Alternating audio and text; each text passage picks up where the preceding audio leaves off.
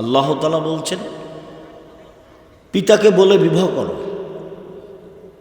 কোর্টের বিবাহ বাতিল, কোর্টের বিবাহ বাতিল, কোর্টের বিবাহ বাতিল, কাজী অফিসের বিবাহ বাতিল। যদি ওর 10টা ছেলে জন্ম নেয় কোর্টের বিবাহে, তো 10টা ছেলে জারদ সন্তান, অবৈধ সন্তান। দেখি কোন মায়ের বেটা কথা হিলাতে পারে। 90 সাল থেকে বলছি, 90 সাল থেকে, দু একদিন থেকে বলিনি।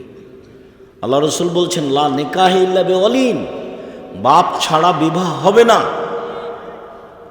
তো ওখানে বাপ নেই, মেয়ের বিবাহ হলো কি করে? কে বিবাহ দিল? ওর খালা বলেছে যে তোর বাপ তো বিবাহ দিবে না, ছেলে খুব ভালো, চলে আমি বিবাহ দিয়ে দিচ্ছি। তো ওর খালা বিবাহ দিয়ে দিয়েছে। আল্লাহর নবী বলছেন যে আইয়ুমা ইমরাতিন নাকাহাত বেগের ইজনে ওয়ালিহা ফানিকাহ বাতিল, ফানিকাহ বাতিল, ফানিকাহ হবে। যে কোনো মহিলা নিজে নিজে বিবাহ বসলো, তার বিবাহ বাতিল, তার বিবাহ বাতিল, তার বিবাহ বাতিল।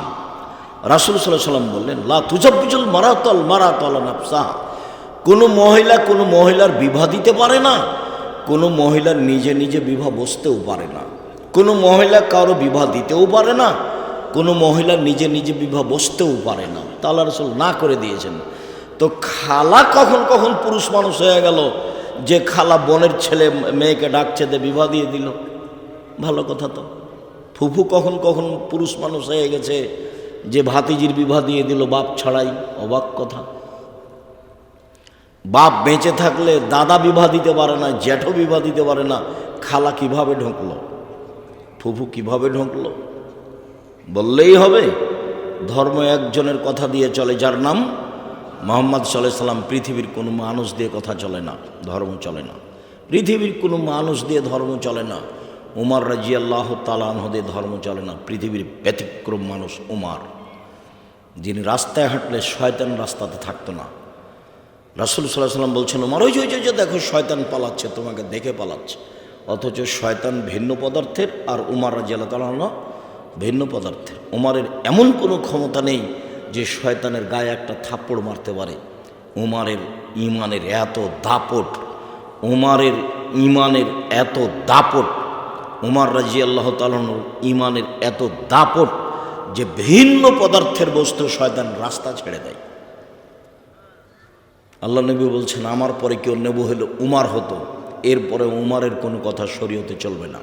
পীর তো বহুদূরের কথা, বুজুর্গানে দিন তো বহুদূরের কথা। কোর্টের বিবাহ বাতিল, কোর্টের বিবাহ বাতিল, কোর্টের বিবাহ বাতিল। রাসূল সাল্লাল্লাহু আলাইহি সাল্লাম বলছেন যে তুমি তোমার অভিভাবক পিতাকে বলে বিবাহ করো এবং মোহর দিয়ে দাও। রাসূল সাল্লাল্লাহু আলাইহি সাল্লাম বিদায় হজের ঐতিহাসিক ভাষণে বললেন পৃথিবীর মানুষ, তোমরা তোমাদের স্ত্রীদেরকে আল্লাহর নিরাপত্তায় নিয়ে এসেছ, সার্বক্ষণিক তোমাকে পাহারা দিয়ে তাকে নিরাপদে রাখতে হবে, এটা তোমার জিম্মেদারি। পৃথিবীর মানুষ, তোমরা স্ত্রীদেরকে আল্লাহর কালেমা কোরআন তেলাওয়াত করে খুতবা পড়ে বিবাহ করে নিয়ে এসেছ, নিরাপত্তার দায়িত্বে তোমরা। তিনি বলেন পৃথিবীর মানুষ, আমি ঐতিহাসিক ভাষণে বলে গেলাম বিদায় হজের মাঠে, ওদের রুজির দায়ভার তোমাদের উপরে রয়েছে, ওদের কাপড় চুপড়ের দায় দায়িত্ব তোমার উপরে রয়েছে। রিজক হন না কিসওয়াত হন না, তাদের রুজি এবং তাদের পোশাকাদি তোমাদের জিম্মেদারিতে রয়েছে। মহিলা কিভাবে বুঝলো যে আমাকে ইস্টাবলিশড হতে হবে? মেয়েটা কিভাবে বুঝলো? কে ওকে বুঝালো? কে ওকে বললো তুই পশু প্রাণী হয়ে ঘুরে বেড়া, ল্যাংটা হয়ে ঘুরে বেড়া, পয়সা ইনকাম কর? আমি তো বেগম রোকেয়াকে শিক্ষিতা মহিলা মনে করিনি, কোনো দিন করিনি। আপনি করছেন তা আমার করার কি আছে?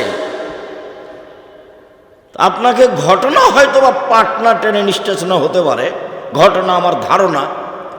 আমি তখন বলেছি নওগাঁ সান্তাহার ট্রেন স্টেশন দিয়ে কথার কথা যে নওগাঁ জেলার কিছু পর্দাশীল মহিলা হজ করতে যাবে, তো ঢাকা যাবে। তখন ওরা ট্রেন স্টেশনে গেছে, ওর দেবর ভাসুর বাপ চাচা কেউ পর্দা বেশি করে, তো তো একটা বড় চাদর দিয়ে ঢেকে রেখেছে সবটিকে, 4-5 জন আছে। তখন টিকিট মাস্টার একটু প্ল্যাটফর্ম দেখছে তদন্ত করে কোথায় কি পড়ে আছে। তো এক জায়গাতে মনে করছে যে কাপড় দিয়ে ঢাকা আছে, তো টিকিট মাস্টার মনে করছে যে এগুলো মনে হয় কিছু বস্তা। তখন পা দিয়ে এভাবে লাথি মারছে, কি বস্তা এগুলো, কিসের বস্তা এগুলো, পা দিয়ে লাথি মারা দেখাচ্ছে। বেগম রোকেয়া পর্দা দেখাচ্ছে, পরনের নিন্দা করছে। বই পড়েন আপনি, কেন হবো অবরোধবাসিনী, বইয়ের নাম কি, কেন হবো অবরোধবাসিনী। আপনি পড়ে দেখেন জাতিকে ধ্বংস করে যে সে কি করে জাতির কল্যাণকামী হতে পারে, অসম্ভব। সম্মানিত দিনী ভাই বোন, আপনার সূত্রই ভিন্ন। আবু হুরায়রা রাদিয়াল্লাহু তাআলা আনহু বলেন, রাসূল সাল্লাল্লাহু আলাইহি সাল্লাম বলেছেন, তুনকাহুল মারাত লিআরবাইন, মেয়েদেরকে বিবাহ করা হয় 4টে জিনিস দেখে, যা আমি বলিনি। মেয়েদেরকে বিবাহ করা হয় 4টে জিনিস দেখে, যা আমি বলিনি। 1, তুনকাহুল মারাতুল লিহাসাবিহা, তার বংশ দেখে বিবাহ করা হয়, আমি তা দেখতে বলিনি। বলে মালেহা, তার অর্থ সম্পদ দেখে তাকে বিবাহ করা হয়, তা আমি বলিনি। বলে জামালেহা, তার সৌন্দর্যতা দেখে মানুষ বিবাহ করে, যেটা আমি বলিনি। বলে দ্বীনেহা, তার পর্দা দেখে বিবাহ করা হয়।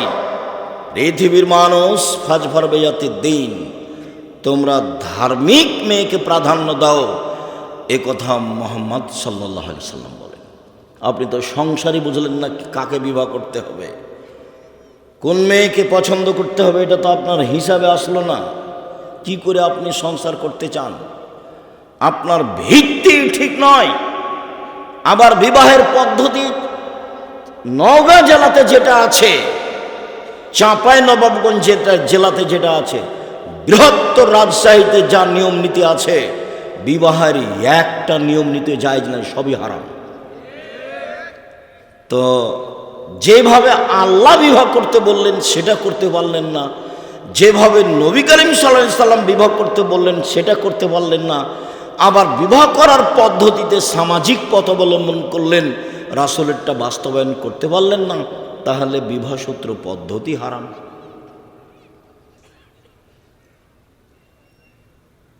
বিবাহের শুরু থেকে শেষ পর্যন্ত নওগাঁ জেলাতে যা আছে একটা কাজও জায়েজ নয়, সব হারাম। তারপরে বউ নিয়ে আসলেন, কিভাবে বাড়ি সাজালেন, বর বাসর ঘর তো সাজাতে হবে, এটা আল্লাহ রাসূলের আদেশ। বাসর ঘর সাজাতে হবে, এটা আল্লাহ রাসূলের নিজের কর্ম। আসমা বিনতে ইয়াজিদ বলছেন যে কাইয়ান্ত রাসূল আয়েশাতে লিরাসূলিল্লাহ সাল্লাল্লাহু আলাইহি ওয়াসাল্লাম, আমি আয়েশাকে কনে হিসাবে বাসর ঘরে দিব তাই সাজালাম। কিভাবে?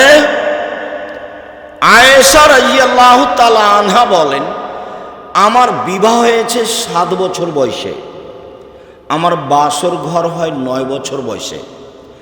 আমি আমার বান্ধবীদেরকে নিয়ে খেলাচ্ছিলাম দোলনায়। দোলনার একদিক উঁচু হলে একদিক নিচু হয়, আমরা বান্ধবীরা দোলনায় উঠে খেলাচ্ছিলাম। হঠাৎ আমার মা ডাক দিল, আয়েশা। আমি দৌড়িয়ে আসলাম, তখন আমার গায়ে কিছু ধুলাবালি লেগেছিল। আমার মা সেগুলো মুছে দিলেন, দিয়ে একটা ঘরে নিয়ে গেলেন। দেখি সেখানে আনসারীদের মহিলা। বুঝতে পারলাম না বিষয়টি কি। আনসারী মহিলারা আমাকে সাজালো, কি দিয়ে সাজালো তা তিনি বলেননি। তিনি বলেছেন যে আনসারী মহিলারা আমাকে সাজালো, এ কথা আয়েশা রাদিয়াল্লাহু তাআলা আনহা বলেন।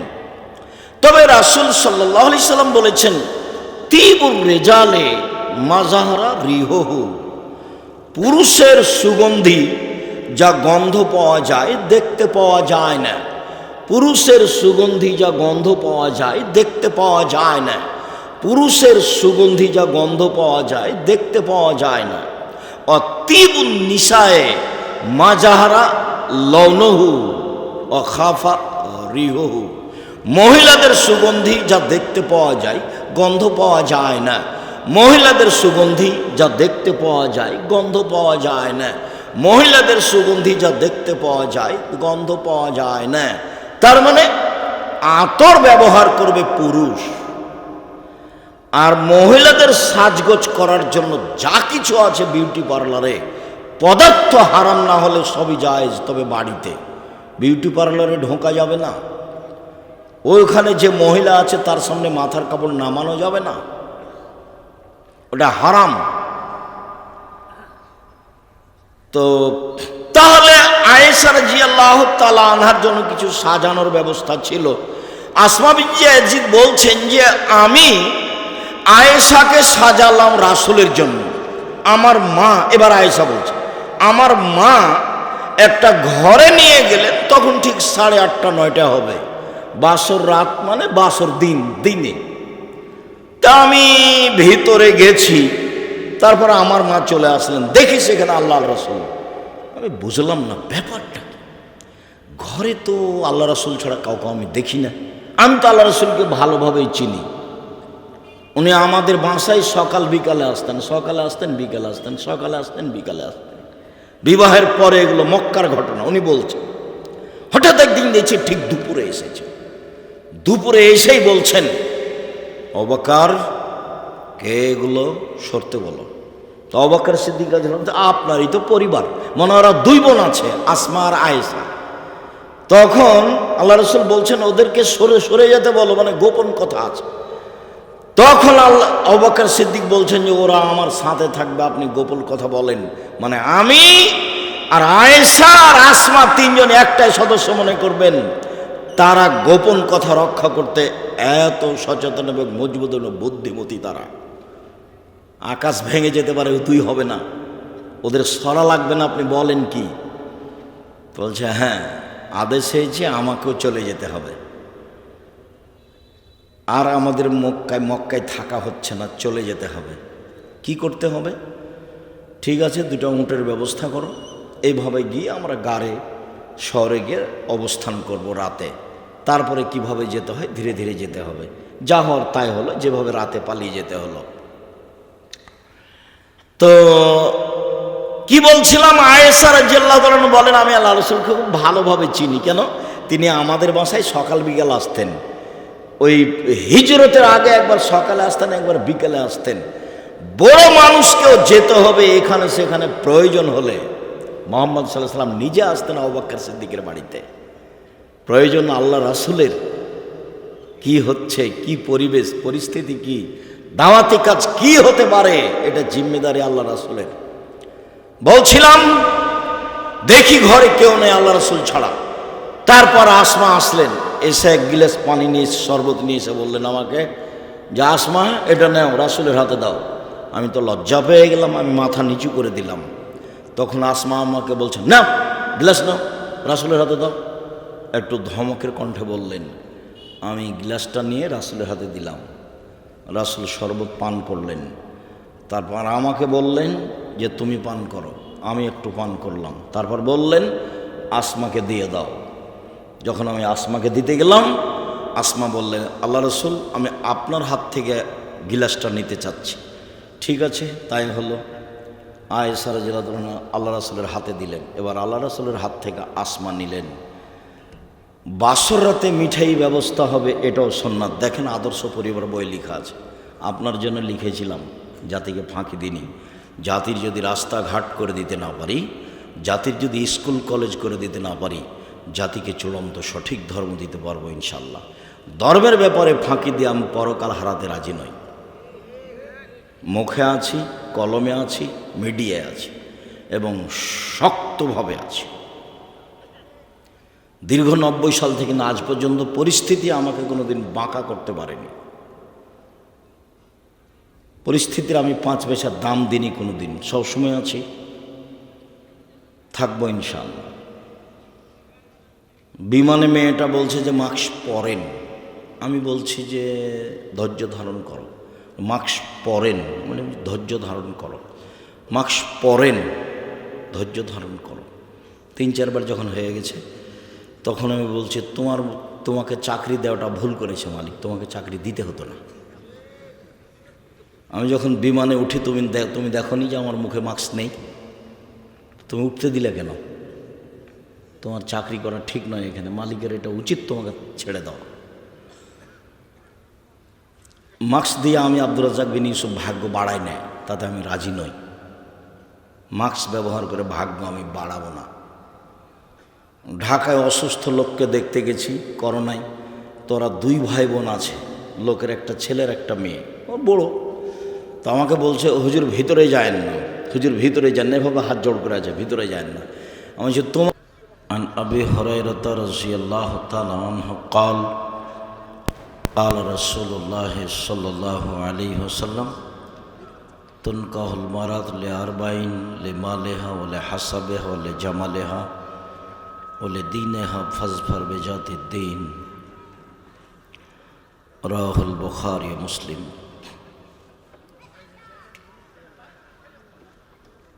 يا أيها الذين آمنوا قوا أنفسكم وأهليكم نارا। সম্মানিত দ্বীনি মুসলিম ভাই বোন, প্রশংসা আল্লাহর জন্য, শান্তি অবতীর্ণ হোক আল্লাহর রাসূলের উপর সাল্লাল্লাহু আলাইহি ওয়াসাল্লাম। এই ফুলগুলো খুলছো না কেন? কেন বউ সাজালছো নাকি?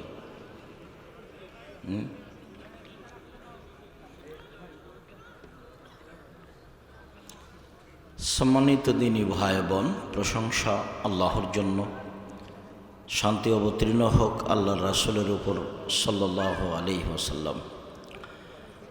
আজকের দ্বীনি বৈঠকে সংক্ষিপ্ত সময়ে বক্তব্যের বিষয় আদর্শ পরিবার।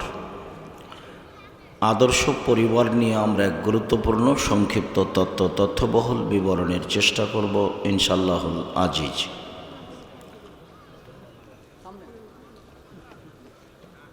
পরিবারের মালিক স্বামী আর স্ত্রী দুইজনের উপরে সাংসারিক বিষয়টি চাপানো হয়েছে এবং দুইজনকে বিচারের মাঠে শক্তভাবে জিজ্ঞাসা করা হবে, এ কথা রাসূল সাল্লাল্লাহু আলাইহি সাল্লাম বলেছেন।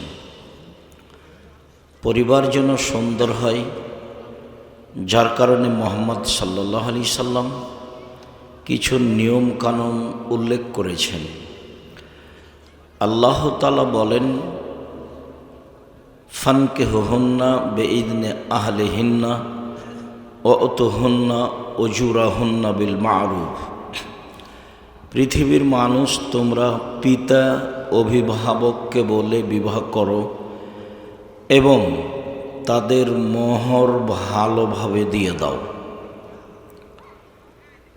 অত্র আয়াতে আল্লাহ তাআলা অভিভাবককে বলে বিবাহ করতে বলেছেন এবং মোহর দিয়ে দেওয়ার জন্য আদেশ করেছেন।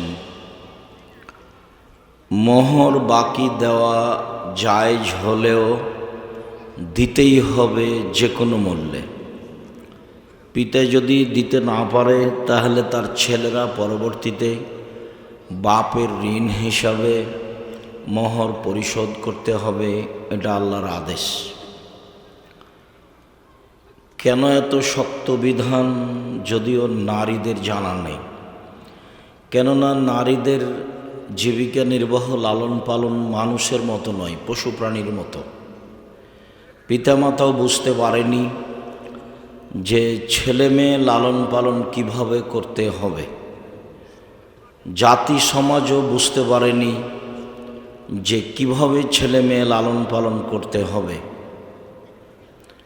এক সময় মক্তব চালু ছিল সমাজে, আলিফ বেতে সে জিম হে খে বলে পড়ত।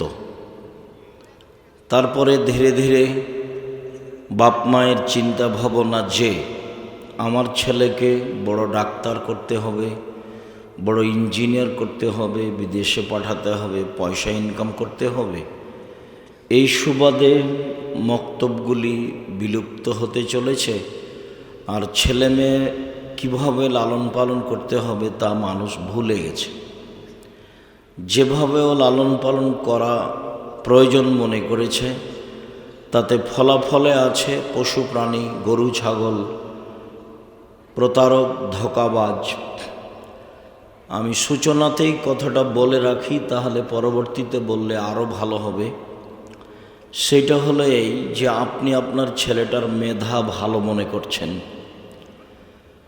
মর্মে আপনি মনোযোগ সহকারে ছেলেকে পড়াচ্ছেন।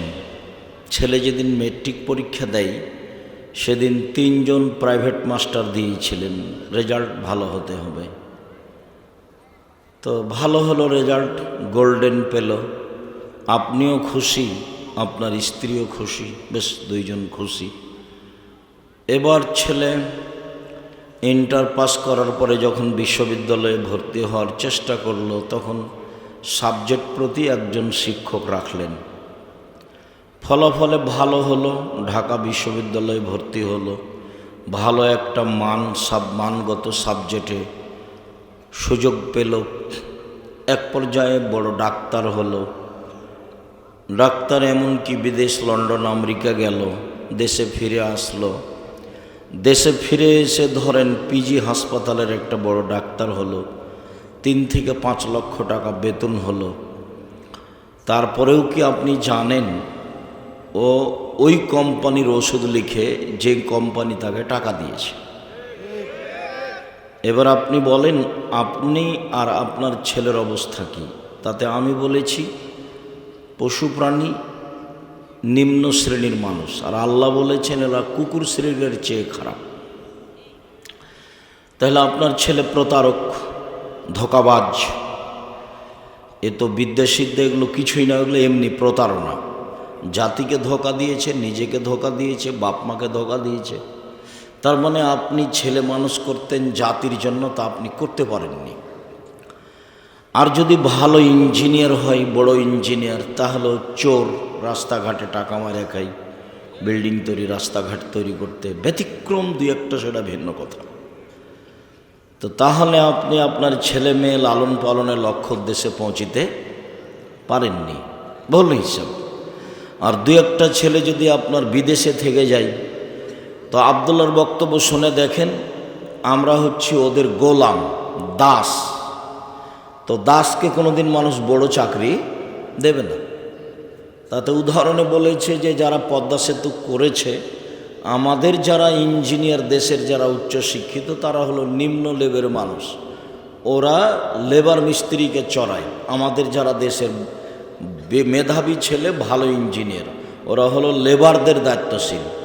আর যারা পদ্মা সেতু পরিকল্পনা করে তারা হলো ইহুদি খ্রিস্টান। আর আমাদের বাকি ছেলেরা লেবার। তাহলে ওরা তো আমাদেরকে দাস মনে করে, বড় কাজ আমাদের দেবে না। তো আপনার ছেলেটা এখন লন্ডনে থাকে, সুইপারদের দায়িত্ব পালন করে, বেতন 5 লক্ষ টাকা। তো এখন ভাবলো যে আমি লন্ডনে আছি, বেতন 5 লক্ষ পাই, যদি আমি ঢাকা পিজি হাসপাতালের ডাক্তারও হই তো বেতন 3 লক্ষ টাকা হবে। তো খামাখা দেশে কেন যাব, 5 লক্ষ টাকা বেতন পাই, ভালোই আছি। আবার কয়দিন পরে বাপ মাকে বলছে, আব্বা আমি লন্ডনের নাগরিক। তখন বাপ মা আরও খুশি, লন্ডনের নাগরিক ছেলে, বউ তাই। তো ও যে সুইপারের দায়িত্বশীল, যারা মেথর, টয়লেট পরিষ্কার করে, তাহলে এইটাই কি আপনার লক্ষ্য উদ্দেশ্য, ছেলে মানুষ করার? কি আপনি বুঝাতে চাইলেন জাতিকে, আর আপনি নিজে কি বুঝলেন? এটা তো আমার কাছে কোনোদিন ধরা পড়ল না। আমি 90 সাল থেকে মাঠে আছি, তবে আপনার লক্ষ্য উদ্দেশ্য আমি ধরতে পারিনি কোনোদিন, স্বার্থ ছাড়া। এবং আপনার বাস্তবতায় আপনার ছেলেকে আমি দেখিয়েছি বহুদিন, যে আপনার বাড়ি হলো নওগাঁ জেলা, রাজশাহী অন্তর্গত নওগাঁ জেলা, সুতিরহাট বাড়ি। ছেলেটা ভালো, বড় ডাক্তার, ঢাকা পিজি হাসপাতালের ডাক্তার, গ্রামের মহিলা পুরুষ তাকে ভালোবাসে। একদিন আমাদের বাড়িতে আসলো, গাড়ি থেকে নামলো, দেখলাম যে গলায় টাই আছে, প্যান্টটা টাকানোর নিচে আছে, হাতে সিগারেট আছে, দাড়ি চাঁচা আছে। এ অবস্থায় ছেলে আমার নামলো, বড় ডাক্তার। একটু পরে দেখলাম বৌমা গাড়ি থেকে নামলো, গায়ে হালকা হালকা কাপড় আছে। একটু পরে দেখলাম নাতনি গাড়ি থেকে নামলো, গায়ে তেমন কোনো কাপড় নেই। দেখি গাড়ির পিছন দিকে কুকুর আছে। তা আপনি বলেন আপনার লক্ষ্য উদ্দেশ্যটা কি? কি করলেন জীবনে? জাতিরই কি করলেন, নিজেরই কি করলেন? আমার কাছে আপনার লক্ষ্য উদ্দেশ্য কোনোদিন ধরা পড়েনি। তখন আমি নিরুপায় হয়েই বলেছি যে আপনার স্বামী স্ত্রী আর ছেলেমেয়ের অবস্থা হলো চাঁপাইনবাবগঞ্জের ভাষাতে আমও গেল ছালাও গেল, কাঁদতে কাঁদতে দুই চোখও গেল। আর কবির ভাষায় বলেছি যে বাবু মাঝিকে বলল, মাঝি চাঁদ কেন বাড়ে কমে রে? তো মাঝি বলল, এসব কি আর আমি জানি? দেখি তোর জীবন চারা নাই মিছে। একটু পরে বাবু বলল, এই এই কেন বলতে পারিস? এসব কি আর আমি জানি? দেখি তোর জীবন আটা নাই মিছে। একটু পরে বাবু বলল, মাঝি বলতে পারিস এই এই কেন হয়? এসব কি আর আমি জানি? দেখি তোর জীবন 12 নাই মিছে। ইতিমধ্যে বাতাস উঠেছে, নৌকা হেলে উঠেছে। তখন মাঝি বলছে, বাবু সাঁতার জানো বাবু? তখন বাবু বলছে, না রে মাঝি, না আমি তো সাঁতার জানি না। তখন মাঝি বলছে, এখন দেখি বাবু তোর জীবন 16 আনাই মিছে। আপনার ছেলে মেয়েকে আমি কুকুর শ্রীডালের মতো মনে করি, পশু প্রাণীর মতো মনে করি, ইতর শ্রেণীর, নিম্ন শ্রেণীর। কি করতে পারে ও জাতির? কি করবে ও? আল্লাহ তাআলা বলছেন, বুঝেও বুঝে না ওরা, অন্তর আছে বুঝে না, দেখেও দেখে না ওরা, চক্ষু আছে দেখে না, শোনেও শোনে না ওরা, কান আছে শোনে না। উলাইকা কালানাম, তারা পশু প্রাণীর মতো, তারা গরু ছাগলের মতো, তারা কুকুর শ্রীলের মতো, বালহুমাজাল বরং তার চেয়ে খারাপ। আল্লাহ বলছেন ওরা কুকুর শ্রীলের মতো। আপনার ছেলে ঘুম থেকে উঠে গিয়ে মায়ের দুধ ছেড়ে স্কুলে গিয়ে বলে, ও কালিমা তোমার আকাশ, ও কালিমা তোমার বাতাস। কালিমার আকাশ, কালিমার বাতাস। আপনার ছেলের জন্মসূত্রই শিরক, ওর বিদ্যাসূত্রে শিরক, ওর শিক্ষক মুশরিক, ওর শিক্ষিকা মুশরিক, ওর বাপ মুশরিক, ওর মা মুশরিক, ওর 14 গোষ্ঠী মুশরিক। ও তো একটা হিন্দুর পরিবেশে বসবাস করে, ও জাতির কি করতে পারে? ঠাকুর হচ্ছে জাতির শত্রু, ঠাকুর ঢাকা বিশ্ববিদ্যালয়ের শত্রু, ঠাকুর বাঙালিদের শত্রু, ঠাকুর মুসলমানের শত্রু।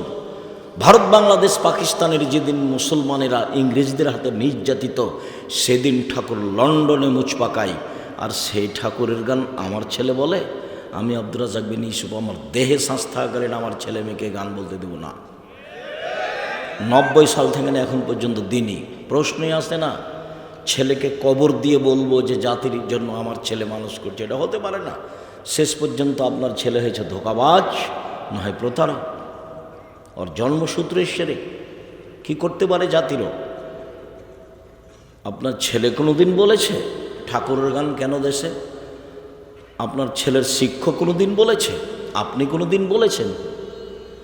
আমি তো এটা চাইনি কোনোদিন, যার কারণে আপনাকে আমি কোনোদিন শিক্ষিত মানুষ মনেও করতে পারিনি।